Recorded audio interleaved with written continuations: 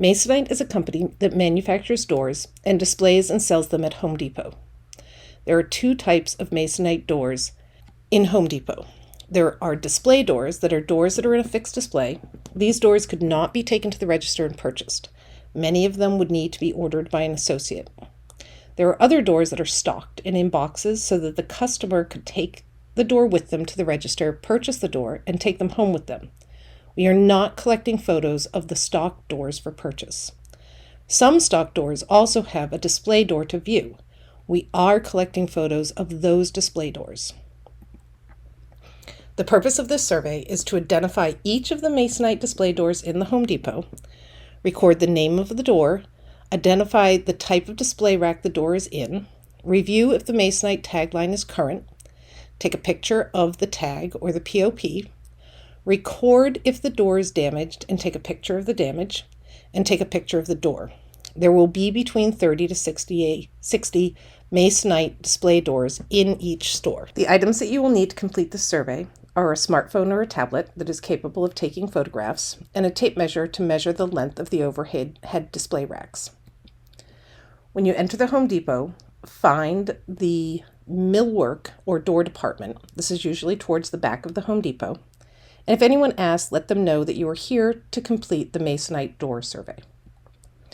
There are going to be 4 places that display doors are located. There's the showroom, the end caps of the adjacent aisles, the aisles themselves, and the overhead racks. This is an example of what a showroom looks like. Here are some other examples of what the displays might look like. Each showroom will vary.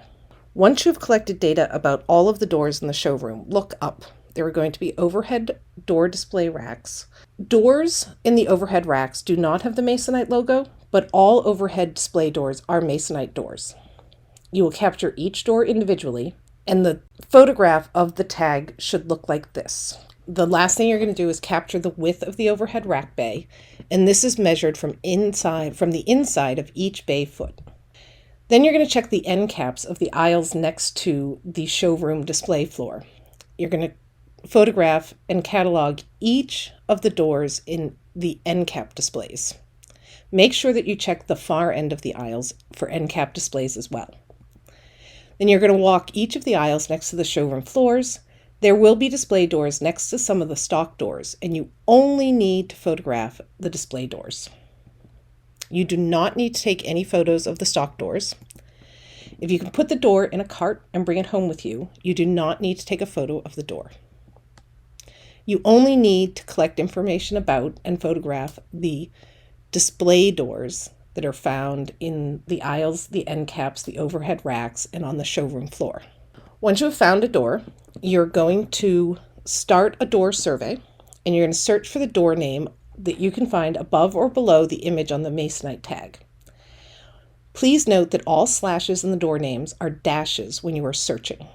So you're going to start searching by typing into the box, typing in the door name that is found here. When you have found the door name in the drop-down, there may be material or color options for each of the doors. You can find that information in the tagline below the door name. The placement of this information may vary per tag. Sometimes there is additional information in the bullet-pointed details below the description of the door. And some door displays have specific color options, and that color option will be indicated with the color chip that overlays the photo of the door. If you cannot find the door name in the list, search for Other and select the appropriate option. If the fixture is empty, select Door Missing. If there is a door with a tag or a POP, but you cannot find the name in the drop-down, select Door Not Listed. If there is a display door but no tag or POP, select Missing POP. If you did not find the display door in the list, record the name of the door. The next thing that you're going to do is determine what type of fixture that the door is being displayed in. This is an example of all of the different fixtures that can exist and to use to display Masonite doors. So you're going to select the fixture from the list. And then the next thing that you're going to do is check to see that the current Masonite tagline is on the logo. The current tagline is "Doors that do more." So any logo or any Masonite tag that does not include this logo should be answered that the logo is not current. You're going to take a photo of the tag or the POP. You're going to include the Masonite logo, include the image of the door, include the material and type, and any color options.